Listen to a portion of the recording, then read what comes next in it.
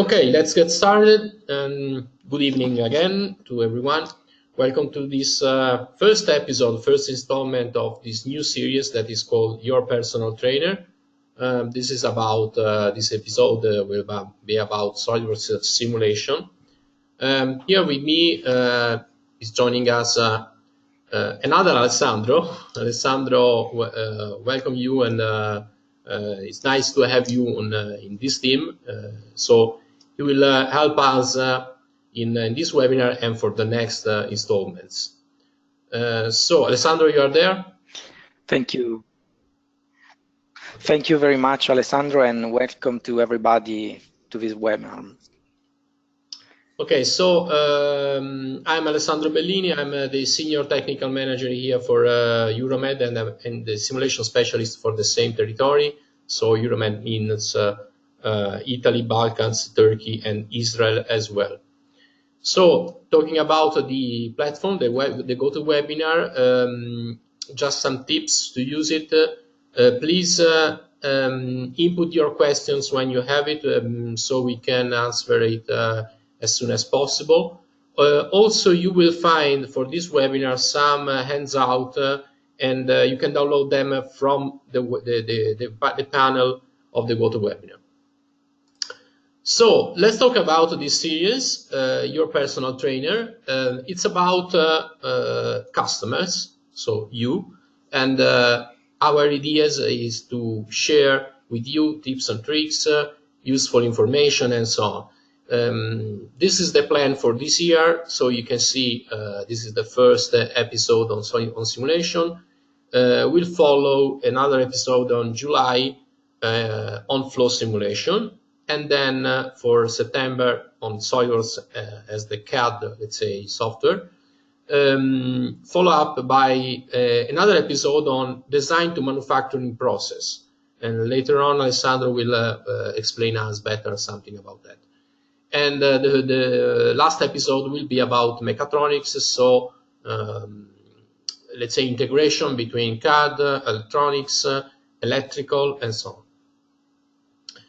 So at this point, I leave the word to the other Alessandro. Okay, Alessandro, are you ready? Thank you.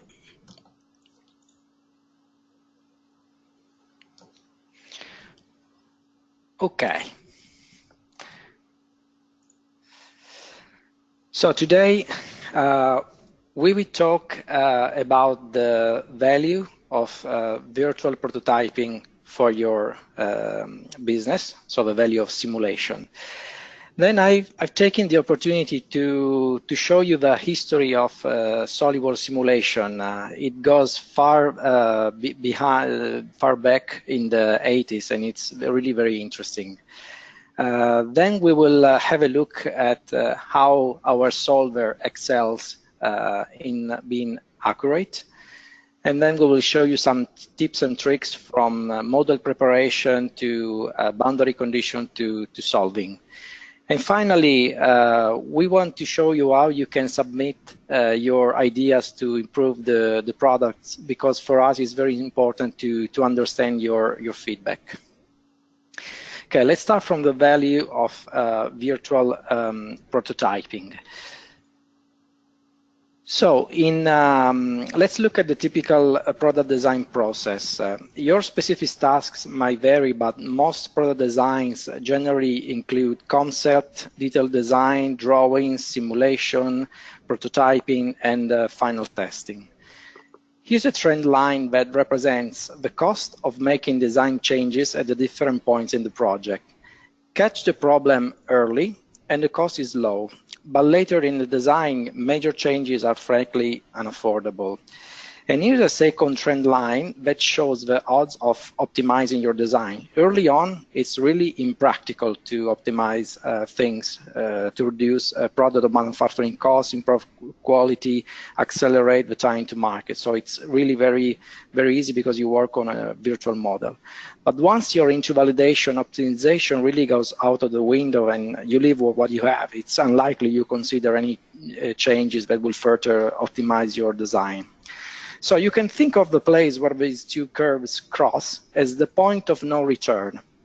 At this stage, product teams shift from creating and innovating to focusing only on getting the design to work and getting it delivered to the customer.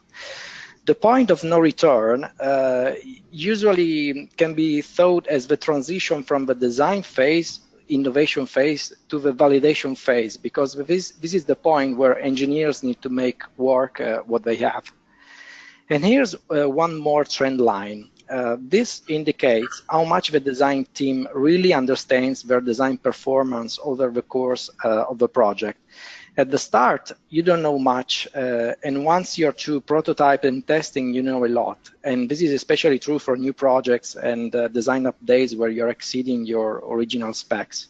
Of course, when you are into simulation, prototyping, and testing, you're learning quickly, but now you already passed the point of no return, and it's too late to make major changes. So you can think of a gap between the cost of making major design changes and what you know as the risk to the project. And in many projects, the risk is high because you just don't know enough early enough. But what if there was a way to increase the knowledge and insight of your product performance early in the design process? Well, you can just simulate earlier. And this way you can increase your knowledge of the project, and the more you know early, the more you can optimize, and the final result is that you're reducing the risk to your product, and you're certain that your final product will respect performance and other specs. Then I've been thinking about a word that is very much used in the CIA industry, industry proven. So what could it mean? Well, it could mean that the solver has been out there for a long time. Well, yes, SOLIDWORKS simulation has been out there a long time. And actually, it has been out there earlier before SOLIDWORKS. So let's speak about the SOLIDWORKS simulation history. SOLIDWORKS simulation has been originally developed by a company named SRAC, based in California, which was founded in 1982. This is their logo, and as you can see, there is a small logo you can find in some of the executables you have in SOLIDWORKS simulation install directory. So that comes from SRAC. Then the first releases of Cosmos were out there at the mid-80s. This is the interface, which looked like some DOS software, but it was very powerful. It could already afford very complicated simulations. Then in 1995, SOLIDWORKS was founded. And in 1996, there was a first release of CosmosWorks, which was the first solver that could import models from various CAD systems. And it featured many solvers like STIR for linear static or NSTIR for nonlinear. And as you can see in the SOLIDWORKS simulation installed directly, you still have some of those executables. And at that time, the SOLIDWORKS simulation iterative solver was called FFE, that stands for Fast Finite Element Solver, and it was the quickest solver at the time. Then in 1997, Dassault Systems acquired SOLIDWORKS. The next step was a milestone in the CAD industry. There was the release of CosmosWorks 5.0, which was the first finite element analysis software integrated into a CAD system, which was SOLIDWORKS 99. Then Dassault Systems believed a lot in this simulation technology and acquired SRAC. And then it started to release many products like Cosmos Motion for rigid body simulation, SOLIDWORKS Flow simulation. In 2006, SOLIDWORKS was the first to introduce in its premium package some professional simulation functionality. In 2009, there was a rebranding of simulation products, so they became SOLIDWORKS Simulation, SOLIDWORKS Motion, and SOLIDWORKS Flow simulation, as they are called currently. In 2013, Dassault Systems acquired Simpoy, which is now the solver that is using SOLIDWORKS for injection molding simulation. And in 2014, there was a release of simulation standard providing engineers all the tools they need, like fatigue analysis and rigid body simulation and structural simulation. In 2018, we have started a lighthouse project for Simulia structural simulation engineering to allow you to tackle the hardest nonlinear problems. So as you can see, there is a long time history of our solver. So we could call it industry proven, but that's not enough because a solver should also be reliable, should give reliable results. Let's take a look at that.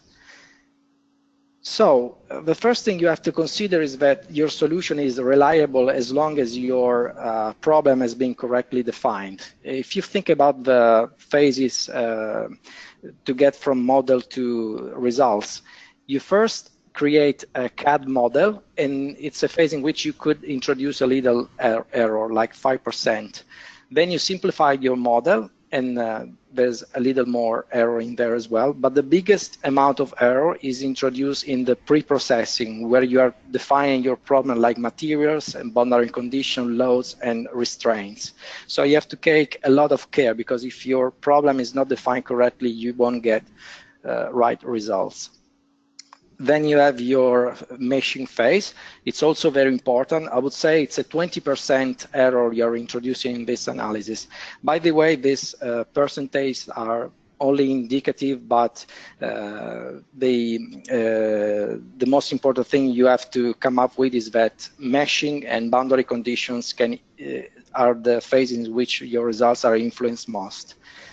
Next phase is the solving. The solver is just solving equation, and it's just like other FAIR packages solvers. It just solve the same equation, so the results at the end should be the same. In fact, there's no error in the solve phase. I would say less than 1%.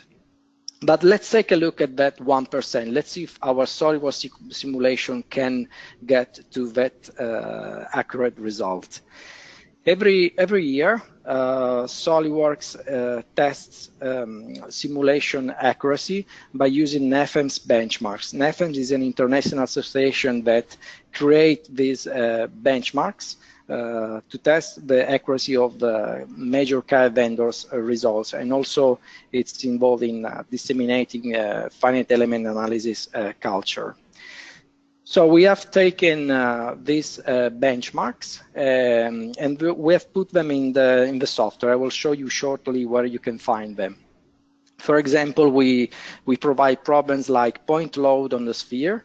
We solve them with SOLIDWORKS simulation, and then we compare the results with the analytical solution. Let's have a look at that. Let's go to SOLIDWORKS. So you can access NEFEMS benchmark by going to SOLIDWORKS simulation, validation, NEFEMS benchmarks, and you will see the window of the benchmarks. The one I'm showing you is this one, hemisphere under point load. You see that you can open the model, you see the boundary condition and the comparison between simulation and the other results. So at the end, what are the input of this problem? The diameter, the material properties, and the force. And if we look at the results, there is really almost no difference between NEFEMS benchmark reference value and SOLIDWORKS simulation. So this is a demonstration that SOLIDWORKS simulation is accurate as other solvers. Then we have decided to test SOLIDWORKS simulation with other validations, like the FNOR validation, which is a French standardization company. There is a validation manual that we have attached to this webinar, which you can download. And there are many benchmarks in linear static, nonlinear, and something in dynamic. And there are also very complicated cases, like, for example, this one, which is the torsion of a beam. Okay, but if you have a look at these problems, they are kind of, let's say, simple, because there are few boundary conditions. It doesn't look like real life problems. Well, you can just ask our customers about the accuracy of SOLIDWORKS simulation. There are many customers using it, and every year at SOLIDWORKS World, they are presenting their results. For example, this is the case of a backlink test on a bottle, and in this case, we are comparing the force that is calculated from the test and the force calculated by SOLIDWORKS simulation.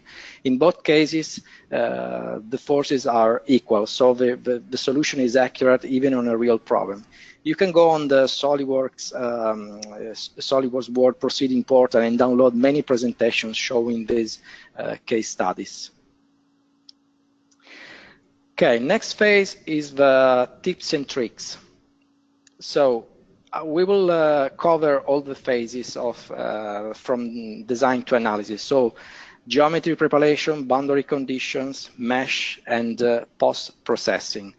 Let's start with geometry preparation. I'll show you some tricks about simplification, checking your model, and simplifying it. Okay, I will show you this first model, which is really interesting. Usually, before starting an analysis, you're tempted to create a mesh, but many times you are getting big issues because mesh fails and you don't know why. Before trying to mesh the model, I would suggest you to use a very powerful command that is called geometry analysis. This command will look at your model and show you which are the geometries that could cause meshing issues. Here, if I look at the model, there doesn't seem to be anything wrong. But if you look at the report, there are many errors, many problem geometries. And if you turn to the model, you will see there is this small extrusions which will surely give trouble to the mesher. So in just 1 second, I've immediately found the problem so that I can turn off that feature and solve all the issues.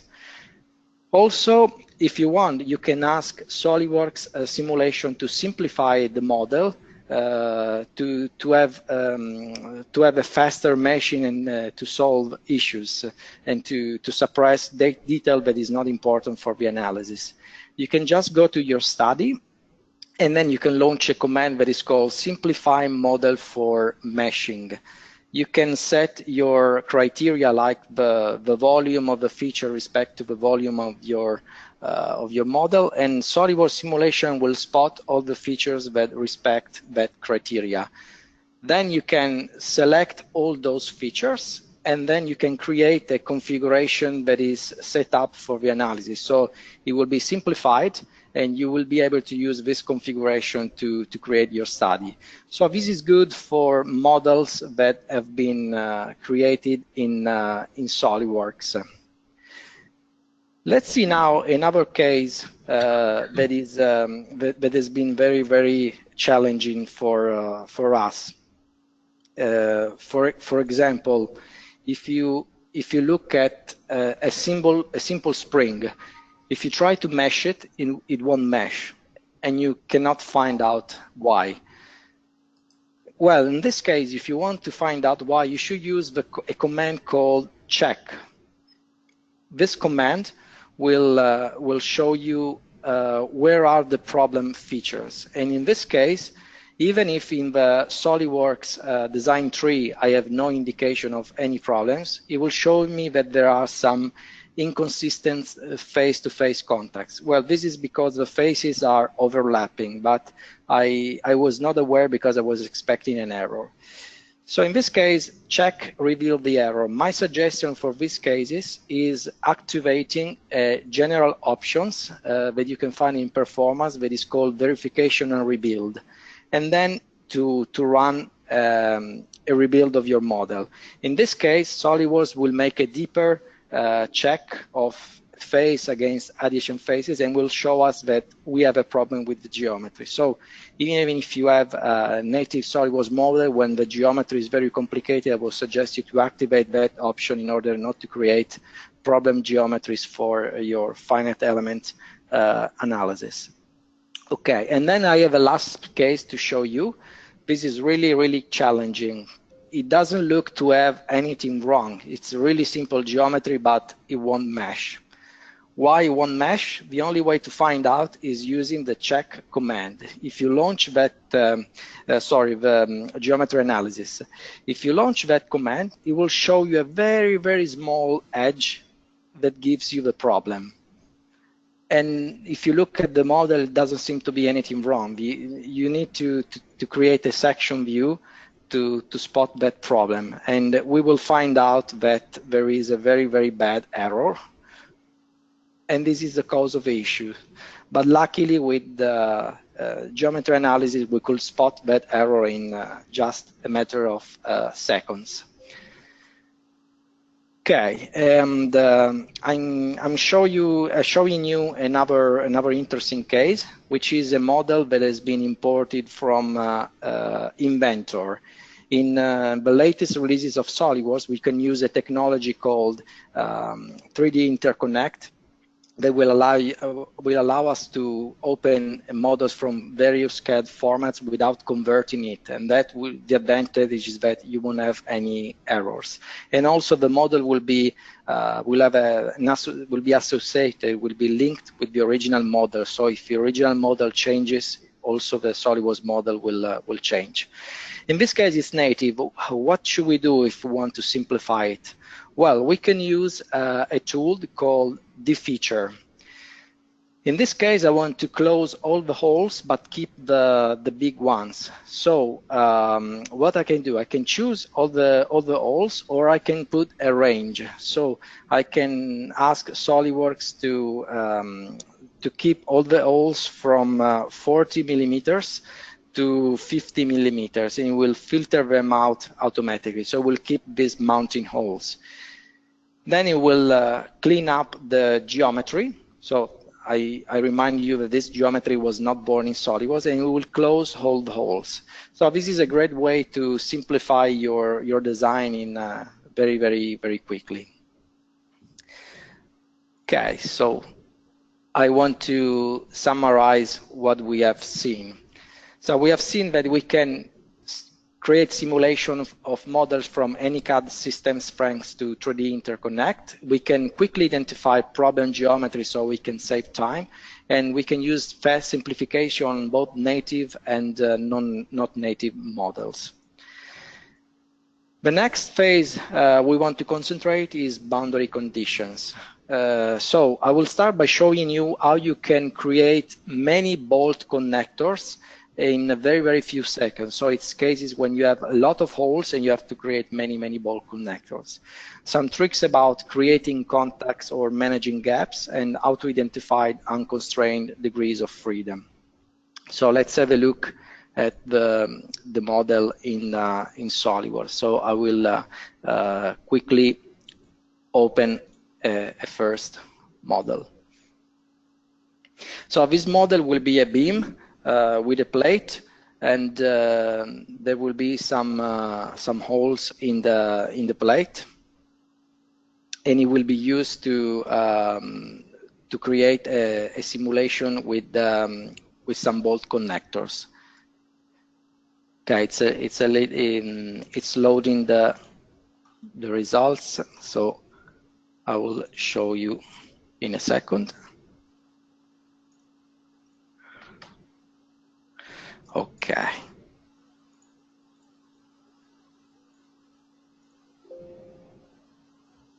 Okay, sorry, I'm using a double screen. Probably the model has gone on the wrong screen. Now I will show it to you.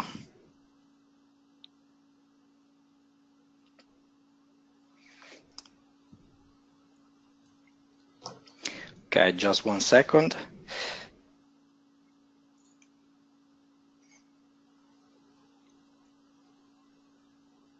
Okay, here I'm back. I will open it from here. Okay. There it is. So you see there are many holes in this models, and you have to create really a lot of bolt connectors. So in this case, my suggestion will be to create the holes. Sorry, maybe there is some problem on the line, I think. Oh, sorry. I will check immediately. Can you see it now? Yeah. Okay. You're live again. So it's a beam with a plate that connects the two beams. And there are many holes. In a case like this, it takes a long time to create all the bolt connectors. So I'm giving you a trick to create very quickly the bolt connectors. The trick is using a feature that is not much known by the SOLIDWORKS users, which is called a hole series. So basically, you model the parts without the holes, and you create the hole inside the assembly. So when you launch this command, you are required to draw your sketch with the hole location, define the starting hole type like a counterbore or simple hole, and the final hole type could be threaded or simple hole. And the nice thing of that is that once you define the size of the starting hole, all the other holes will adapt accordingly. If you create the holes like that, in SOLIDWORKS simulation, you will be also very quick at creating your bolt connector. I will show you immediately. So if you create the bolt, you just need to select the first edge. And I would say magically, the edge of the final hole will be automatically chosen. So this is really interesting. Then in the bolt connector, you can define your preload. So for example, you can define it as axial or as a torque, like for example 119 newtons. But the question is, where can you find hole data? Well, we have provided a document for you where you can find all this information, and it's attached to the webinar. I will show it to you. So you get these tables where, for example, for an M8 hole, you can find out for a certain strength class the preload and the effective sectional area, and this way you have the data you can use in SOLIDWORKS simulation. So I can put my torque, and I can put my strength, my area like 36.6, and then I can define my safety factor for the bolt. Also, one important piece of information is the strength data. You have to put the right yield strength for your bolt, and you can find this piece of information in a document that we have attached to the webinar. I will show it to you, and then I will let the other Alessandro comment on this document. Yeah, basically, sorry, I was answering your question. Yeah, basically here, remember that you have, as a SOLIDWORKS customer, you have access to our knowledge base. So if you go to the customer portal, basically you can search in our knowledge base everything you need. For example, in this case, bolt safety check. And you will get this kind of articles, so you can download them, you can save on your hard drives, and this help all the customers to have a better knowledge of our system. Okay, so I think it's very beneficial for our customers. Exactly. So in this case, it's explaining you how is the bolt check performed, and also it will give you the bolt strength classes, like the 8.8 class as a 640 megapascal yield strength. So that's the value you have to put here in your bolt strength data. So here comes the magic. Once I've defined the data for the first bolt, I need to click OK. SOLIDWORKS simulation will ask me to propagate the bolt to the other holes, and in just one click, all my bolts will be created. And then I can, if I want, I can run the analysis. I will show you the study just for the sake of saving time, with all the bolts defined. Also, you can launch the bolt check on your model, which will show you the results of the bolt safety, like what is the safety factor, and also if you want, you can have a look at the bolt forces. So this is very, very useful for designing your bolted connection. Okay, I want to show you also another trick for what concerns creating your bolts, because if you thought this was quick, there is even a quicker way to create your bolts in SOLIDWORKS simulation. So let me open again this model. In this case, I have left the smart fasteners, basically the bolt and the washer and the nut. There is a very interesting feature in SOLIDWORKS simulation that allows to convert these fasteners to SOLIDWORKS simulation bolts. So what you have to do, you have to create your simulation. So you just invoke SOLIDWORKS simulation study, and then you can choose convert toolbox fasteners to bolt connectors. Obviously, the more bolt connectors that you have, the more time it will take to convert these bolt connectors to SOLIDWORKS simulation bolts. Even when you have lots of connectors, like in this case, it will show you also a progress bar, and it will even tell you how much time it took to convert these bolts. The benefit also in this case is that the bolt will already have all the data it needs, like the preload, the bolt strength. You don't have to do anything in this case, because simulation will use some mechanical design handbook data to put all the data inside this inside the bolt connector. So this is really, really powerful and very, very quick. Okay, I'm showing you one last case that is very, very important for designing welded structures.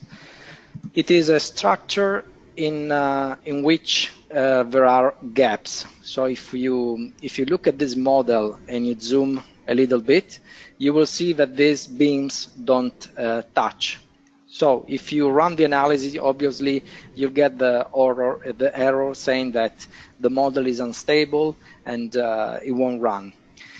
Let me first show you a trick. It will tell you that it's not stable, but you might not know why and what is the component that has this problem. You can use a tool that is called DOF finite constraint bodies. This command will basically make a pre-run just to find out if the stiffness matrix is indefinite, and then it will be able to show you what are the unconstrained bodies.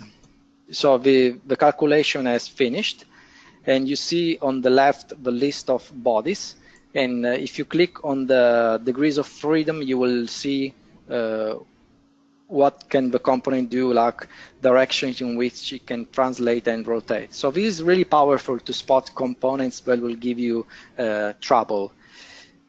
Now another trick.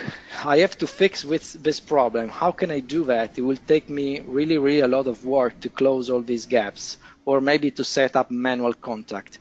I can use an option of global contact.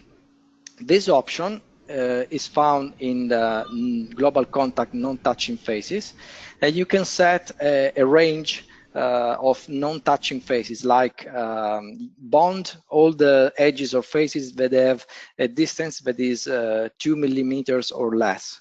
So if I set this option, when you run the analysis, the problem will be solved, and even if those components are not touching, SOLIDWORKS simulation will bond them. You see there is still gap in this case.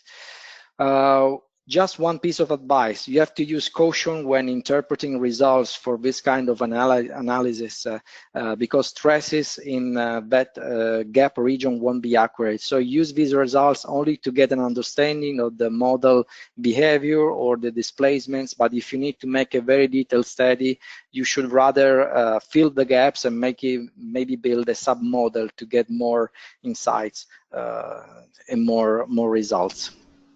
So just to summarize, we have seen that it's really easy to set boundary conditions with automations. There are lots of tools you can use, and really you get up to speed in solving your model in SOLIDWORKS simulation.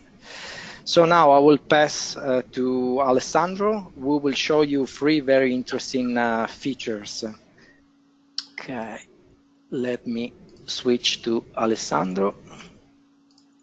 Okay.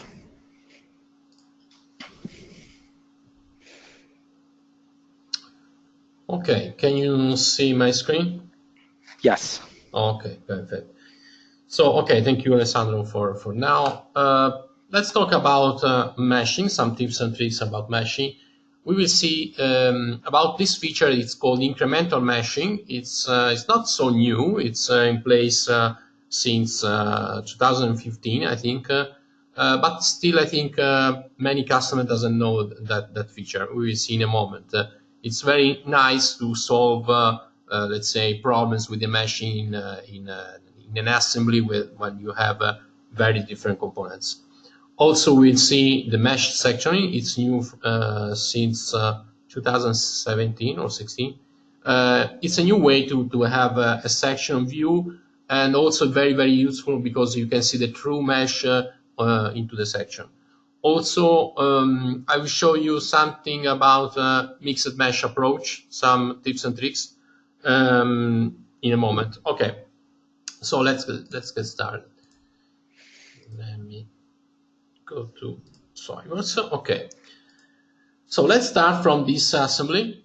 It's a simple assembly, some parts, and I can just click to create a static analysis, and I can create a mesh. So the first step will to check if meshing is okay or not. So, okay, now we can see that the knuckle is failed. So in a moment we will see how we can approach this problem. Sorry. Okay. So in the end, the mesher, now it's showing me only the meshed components, only the meshed solids, and we are missing here the part that is not meshed, but still we can see that from this red icon that there are some problems. Okay, so let's say normally I would have to change the geometry, to recheck the dimensions, to recheck the mesh, and so on. But there is a nice feature here. I can just click Create Mesh on the failed component, and I can set up, of course, the size. And now I can use the curvature-based mesh just to remesh only the failed component. Of course, here the message was saying that we will use incompatible meshing. So incompatible meshing means that we are not aligning nodes between two components, such in this case. This is not a huge problem, but you have to take into account that in those kind of region between the two domains, maybe some calculation are not so precise in terms of stress. Okay, to see better this area, we can also use a mesh quality plot here. Let's check the settings. Okay, and then I can activate the mesh sectioning feature. Okay, let's change the plane. Let's switch to right, and then we can drag it and try to reach this area. Okay, so this is a nice visualization because now on the section I can view the true element and all the nodes, and I can see basically that there is no alignment of the two components, of the two mesh, of the two components. So just a real quick view on this kind of features. Okay, so remember this kind of let's say incremental meshing. It's very helpful in such case when you have some components that are failing with just a standard mesh. Okay, let's go to another case. So we talk about mixed meshing. Mixed meshing, it's when you have different kind of mesh. So solid mesh with a shell mesh or a beam mesh. And this is nice approach that we have in simulation since a lot of time. But sometimes it's hard to use it because you have to create a lot of connections, let's say contacts, and it's not so useful to have if you don't know how to use it. This is a great example on a mixed mesh approach, thanks to Alessandro. It's a work case that he did some times ago, and it's very helpful to understand the situation. So let's check the model. It's made of beam and then this kind of slender beams that are just for reactions. Also, we have some joints, some structural joints with some bolts. Now the bolts are hidden, but we need to have them in the simulation. And normally, there is no way to have bolts on a beam inside simulation. So let's switch to the simplified configuration here. It's just 1/4 of the whole model because of the boundary conditions are symmetrical. So, which is the approach that we advise? Here you can find that we split the beam mesh, the beam element, at the point of the joint. So you can see here there is let's say a beam mesh over here, then a solid mesh and a beam mesh. I will show you with the mesh appropriately. So let's show the mesh. Okay, we can also show the beam profile on the mesh. Okay, so here you can see what I was talking about. So this is a beam mesh with a solid mesh that is representing our joint, and with this kind of structural lever here, I can input a bolt connection. Now it's possible because we have rendered this kind of two parts as solid, and from this point on, it's again it's a beam. So in this case, I'm using the best of the two meshes, and also from a results point of view. So this is the stress on the beams. Of course, again, we can render the profile of the beam. Let's do it.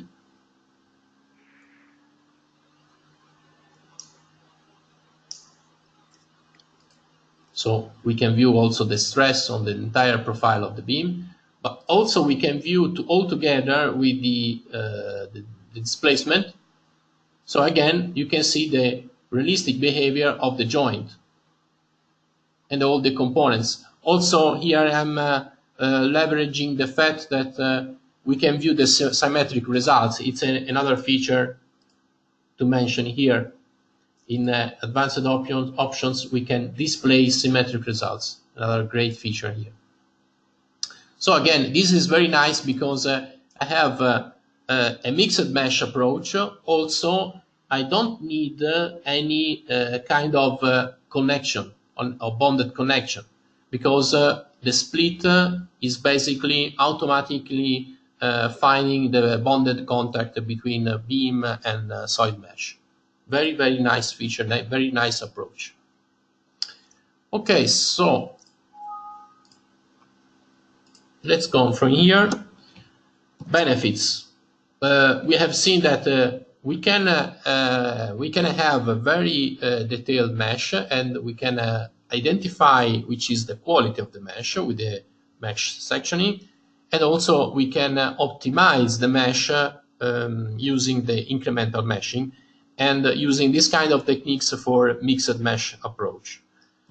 Also, I would like now to show you two things, hotspots and singularities. It's a new tool from 2 years ago. And then Alessandro will show us how to create very interesting viewing results inside the let's say the render view in SOLIDWORKS. So let's start with the hotspot diagnostic. So let's go here again. I can start from here. So this is a new tool since 2017, but it has been enhanced this year, so for the 2018 version. Let's start from this analysis. So we have analysis, let's wait some seconds to results to load. And the fact is, sometimes when you are starting a new geometry, when you're approaching a new geometry, you have this kind of results, but you don't feel, let's say, to understand completely why there are zones with a very high stress. Okay, some regions have realistic behavior, some not because of the geometry. Basically, here we are talking about reentrant edges, concave edges. Concave edges in finite element analysis are a problem due to not due to simulation itself, but due to the approach of the finite element analysis. So, in these terms, we risk to have a singularity over there. So the values are diverging. If you are continuing to enhance the mesh, we are seeing increasing values, and those are, let's say, not true. So we are seeing some results that have to be filtered. Of course, in the past, it will be, let's say, based. It was based on the, let's say, the experience itself of the designer, of the analyst. But now we have a new tool. It's called Hotspot Diagnostic here in the results. So I can check, and the first check is just to know if we have a hotspot or singularity in our simulation, in our analysis. I suggest you to start with a very low value of sensitivity to have a very quick view, and then to change it to a 70 or 80 to have a better view on the singularities.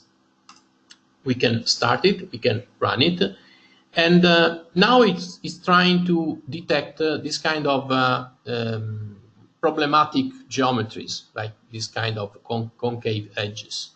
Okay, so I will receive just let's say a list of problematic edges. Okay, so here stress hotspots are detected. Let's view it.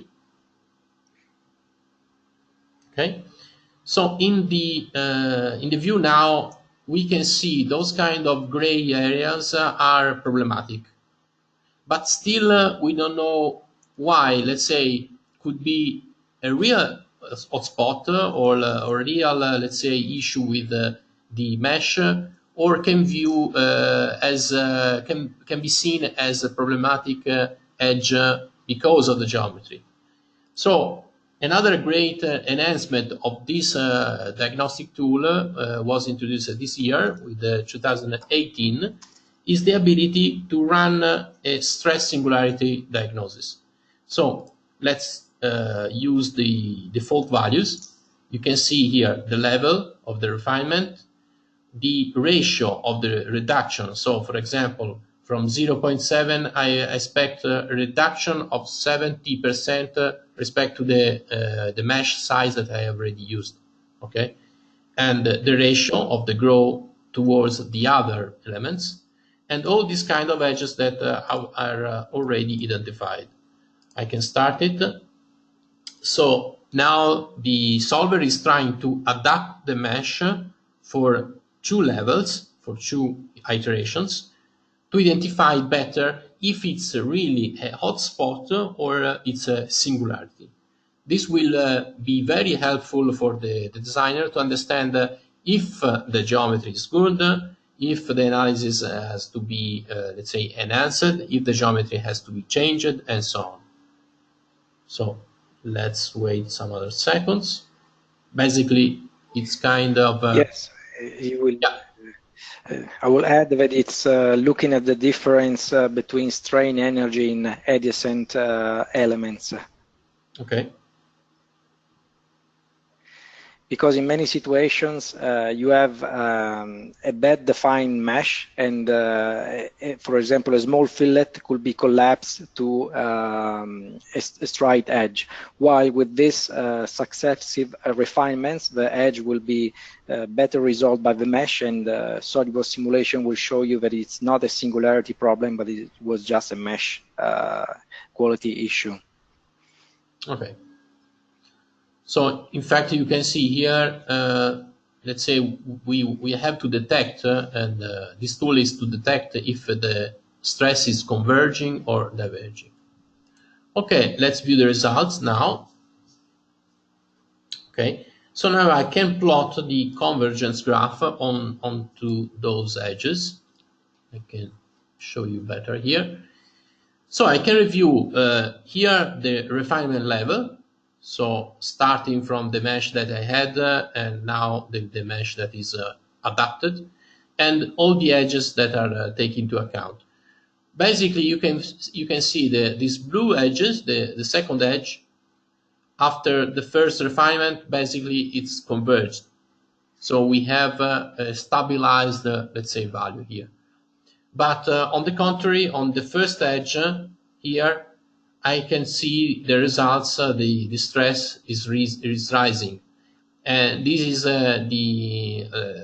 basically it's helping us identify a singularity, because this stress will be higher and higher each refinement that I can use. So basically here I have to redefine the geometry because the edge it's concave, and maybe I can add a fillet or reduce some geometry check. Okay, so it's a great feature to help basically the beginners, but also for the expert to have a very detailed view on this kind of problems. Okay, so now I will share back the screen to Alessandro. Okay, it's up to you. Okay, thank you. Okay. So this is a model of a chuck that has been calculated in SOLIDWORKS simulation. Of course, we can send reports for our results, but sometimes we need to create some marketing pictures, for example, to show that we have some inside competencies on simulation, and we want to show something really nice, some marketing material. Well, we can do that with SOLIDWORKS simulation because we can create a render that includes simulation results. I'll show you how to do that. So the first thing you have to do, you need to define a stress plot. Then you need to use an advanced option that will allow you to plot only on a specific component, like here. Then if you go back to SOLIDWORKS, there is a visualization that is called simulation display that will allow you to do 2 things. The first thing is design guidance. It means that I can just create the form plot of my component and then look if this component graphically is interfering with another component, because this could be also in the form shape. You can set the option and decide that this is deformed. So you can just by look see if it's interfering. Another great feature is the ability to use the display in real view. In this case, I'm choosing this plot or maybe this one, which looks nicer. I can show it deformed or not deformed. I can change the amount of reflections, the amount of brightness, and I can just activate real view or ambient occlusion to make it look really, really nice. If I'm satisfied, I can keep this visualization and send and save a picture. Or if you want, you can load Photo View 360, and you can launch a render that will include the simulation results. So if you in this case you don't get a preview, you need to launch the final render, and you need to save the picture, and it will ask you if you want to render the picture. For the sake of not having you wait, maybe I can show you the final result of the rendering. So that you can see some great examples in SOLIDWORKS that you can create. Let me just look at some pictures you can see, and I can show them on the other screen. Okay, I'll show you a first picture. Let me see. Okay. I don't know if you can see it. This is the final render that I created for that model, which doesn't look that bad. Or I can show you some other simulations, like for example this one, or maybe this one, which looks very, very well. And by the way, the picture you saw in the webinar invitation was created with this technique of rendering SOLIDWORKS simulation results. So to summarize, you've seen that SOLIDWORKS simulation will gives you big benefits, because it will help also a designer with no experience to understand the difference between a singularity or an hotspot. So you don't need a lot of experience. The software will guide you, and you can, of course, create engineering content, but also content for your marketing to put on your website or on your social media. Now to end, we really want to listen to your feedback, what functionalities you want in the software. So I would like to show you how we can gather ideas from our customers. Well, the first source of ideas are the enhancement requests. We receive a lot of them, like 6,000 per year. Then we do all alpha testing in various locations, also at SOLIDWORKS board. We do many, like 400 per year. In the forums, you can even interact with product managers and discuss new ideas you want to create. They will listen to you. Customer visits, of course, we do many of them. And user group meetings where our product managers and our technical managers are invited to discuss new functionalities. Of course, if you have an idea, you can share it with your VAR, and it will share it with us so that we can help you implement it. And also our customer support that knows a lot about the product can suggest new ideas. And at the end of the year, in December and January, you can access a portal that is called SOLIDWORKS Top 10, where you can propose ideas, you can vote, and the best ones will be discussed at the SOLIDWORKS board, and the best ones will be implemented in the following releases. You can create ideas on our customer portal, but if the idea, we suggest you to check first if the idea is already there. I'm showing to you how to vote and how to check. So you need to access customer portal with your credentials. Then you go to enhancement request and you search for the feature you're looking for, like dynamic 2D dynamic studies. It's already existing, so all I have to do, I have to put maybe a comment like why I want this functionality, and then I can save my vote. Of course, the more votes there are, the more likely the idea will be implemented sooner. And then how you can create a new idea.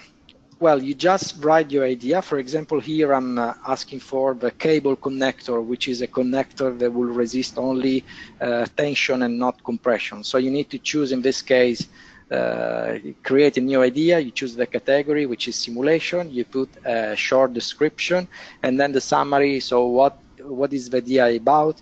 Why do you need it? How many times per day you would use this functionality? And also you can go on the portal and check the status of the implementation of the ideas you voted or your proposals. So it's very transparent. So we invite you to submit ideas yourself or ask your VAR to do that. So now I would like to propose this poll. I'll pass to Alessandro, who will explain. So I'm asking you to rate the interest of this webinar that has raised. Also, I'd like to share the results after the responses. Okay, some other seconds to let you vote. Also, I'm encouraging yourself to write us to understand if there are some other topics that you want to cover for the next webinars, or something that maybe to add or to answer in this case. So feel free to write to us. Okay, so I'm closing the vote. And also I'm sharing it. So thank you very much for the feedback here. Okay. Okay. So, speaking about the next webinars, the next installment of the series, basically again, I'd like to remind you on July the 12th, we will discover more, let's say, tips and tricks about SOLIDWORKS flow simulation, and then in September about SOLIDWORKS CAD itself, the base. And in November, thanks to Alessandro, we will talk about design to manufacturing, if you want to add some more information. Yes, we have this workflow we call design to manufacturing. Ideally, we want to get to a point in which there will be a push button manufacturing. You create your CAD model and then you can immediately manufacture that. And we have in our portfolio all the technologies that will allow you to do that, like the touch mode for concept design, or the MBD inspection, the SOLIDWORKS CAM, or visualize for content composer. So it's really a very interesting subject, and we hope you will join us. And finally, we also have mechatronics, because today we are in the era of the Internet of Things. So every object will be connected to the Internet and send and receive information. So it will be very important to design the electronic and the electrical part of your products. Okay, so let's talk about questions. Again, this webinar has been recorded, so you will receive in some days the link to review the recording. Also, for the next webinars in the series, please be sure to just be registered so you can receive this link for the recording. Also, there are some interesting questions.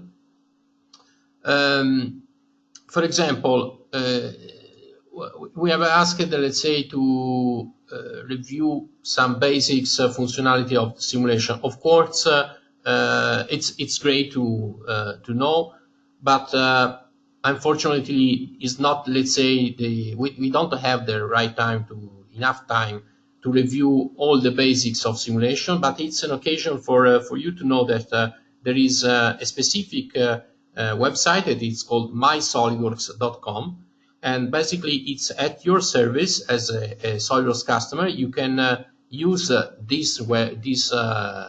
your account basically. If you are on subscription, there are hundreds of videos, hundreds of hours of training, e-learning for you on simulation, flow, plastics, and so on, also on the other modules.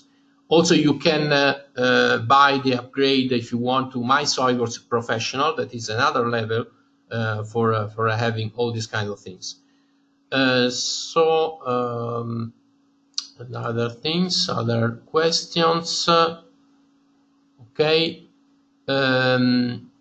You can see down there our references, our emails. You can write to us.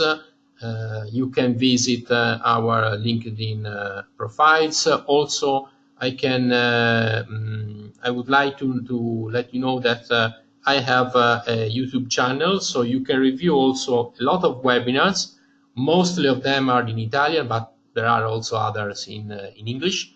So you can view this kind of webinars on my YouTube channel. Just search me as Alessandro Bellini SOLIDWORKS. It's very, very easy to do. So, okay. Also, the other things to remind, you have this kind of 3 hands-out on the GoToWebinar panel. So remember to download them. About the AFNOR certification, this kind of article of the Knowledgebase, and the bolt table for loads and so on. Okay, so great time here. We are at the end of the webinar. I'm thanking you again for the presence. Thank you, Alessandro, and see you next time on this series. Bye, everyone. Bye. Thank you. See you in July.